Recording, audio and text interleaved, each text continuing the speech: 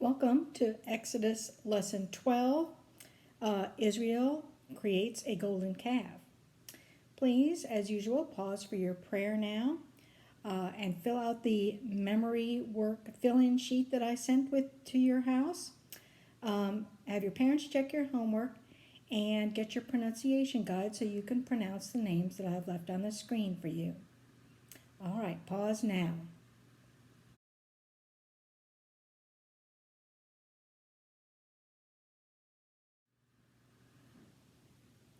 Did you get Canaanite, Amorite, and Hittite?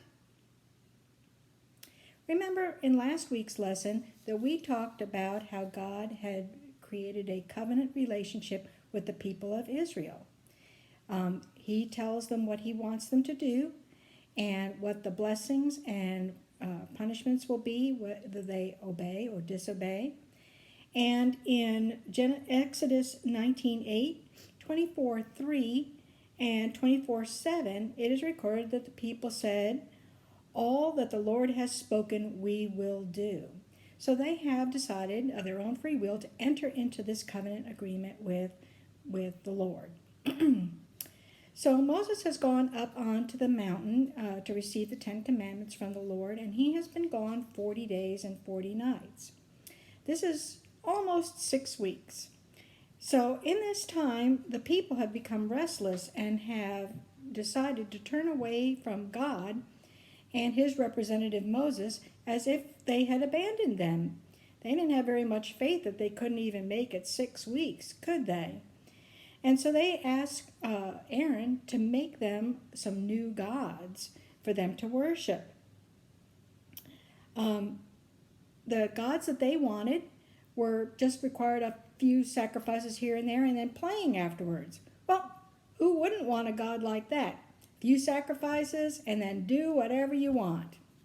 Well, what kind of God is that? Can that kind of God, fulfill any promises to you at all? Can that God save you? Can that God lead the Israelites to the promised land?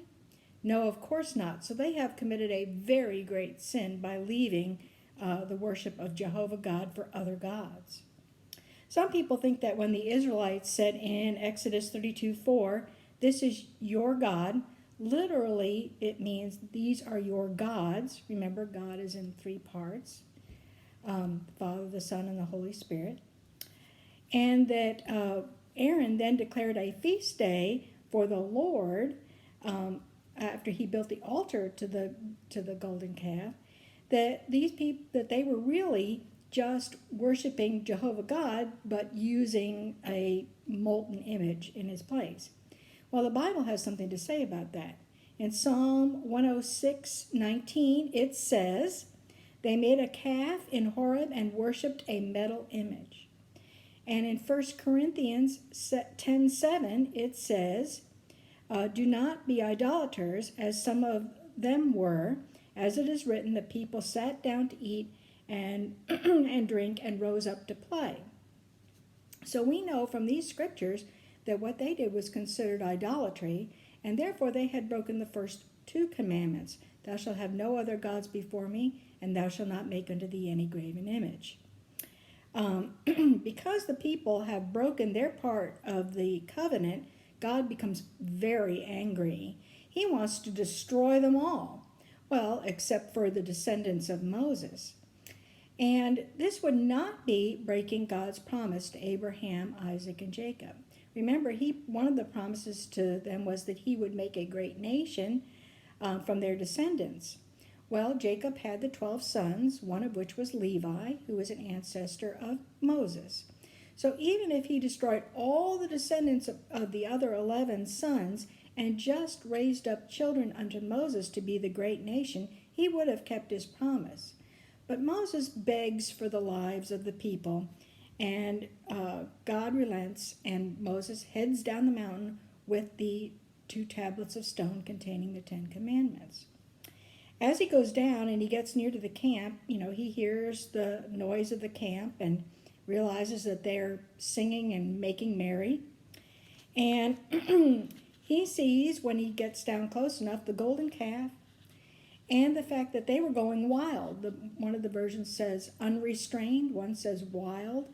They were just partying pretty heavily and doing all kinds of crazy things, and that they did this in the sight of their enemies, which would have brought shame on the name of God, that these were his people and they were acting in such a way. So Moses breaks the Ten Commandments. He throws them down and smashes them. Just like they have smashed the covenant with God, Moses breaks the tablets of stone. So he asks Aaron, how did this happen? Well, Aaron starts to tell the truth about what happened, but when he gets to the part where he's going to shoulder a lot of the blame, instead of telling him the truth and saying, well, I took the gold that the people gave me and I fashioned an image out of it, he says,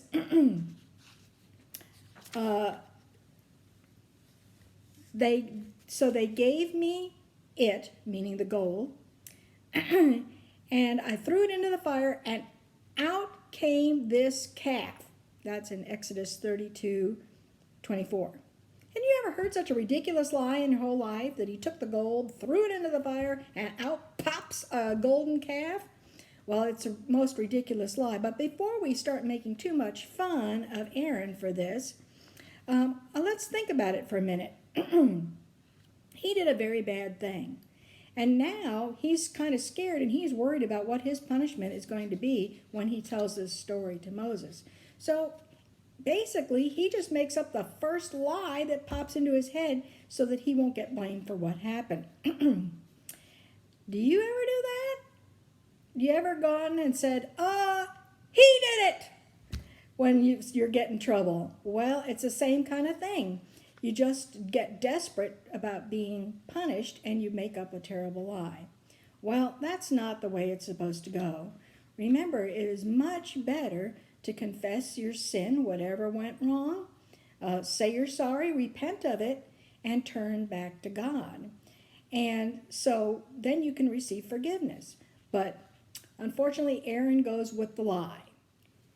Is Aaron the only one guilty of making the golden calf? Not according to God. In Exodus 32:35, it says, they made the calf, the one that Aaron made.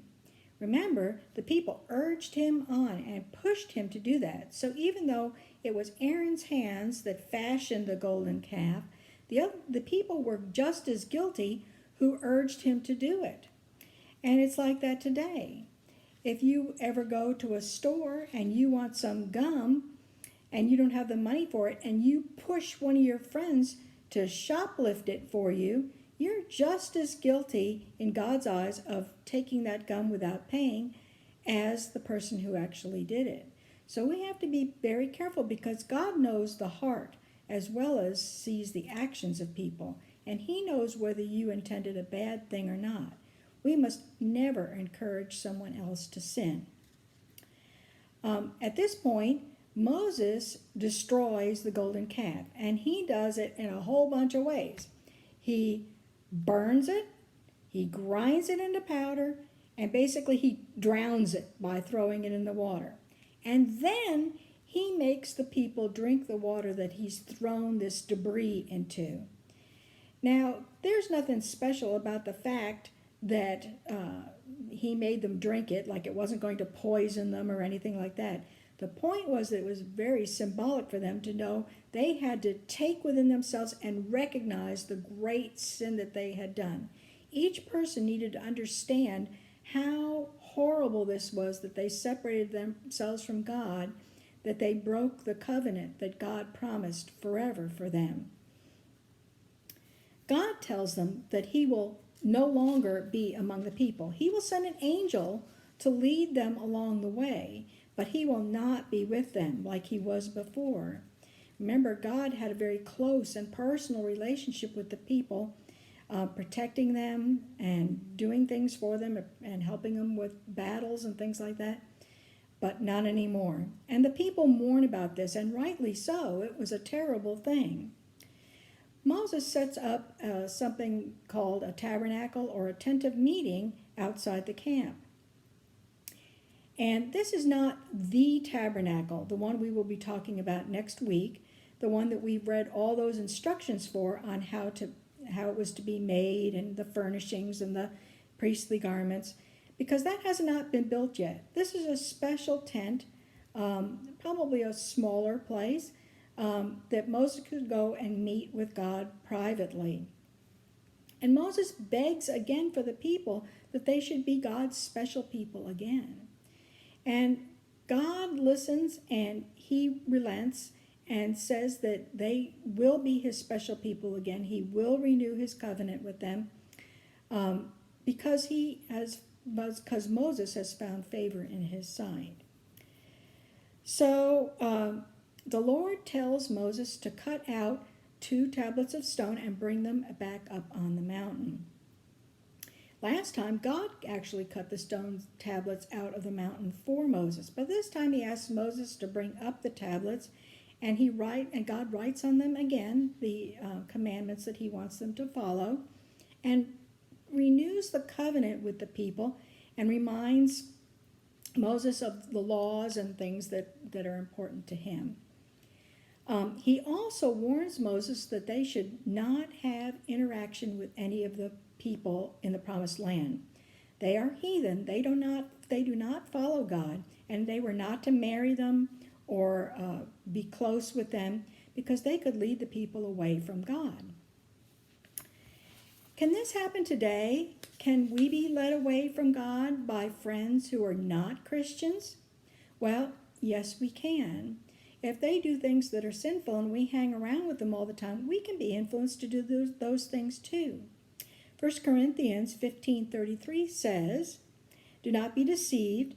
Bad company ruins good morals." So we need to be careful about choosing our friends. This week's discussion question is, Moses asks, who is on the Lord's side this week? Do we need to choose a side today? Please consider Matthew 12:30 and Hebrews 13:7-9 in your answer. Now, next week is lesson 13, and it'll be our last lesson together on videos, and it'll be about the tabernacle. The next week, not this coming Sunday, but the next week, we will be starting up Bible classes in person at the building again. So next week will be our last lesson together. Have a good week. Bye-bye.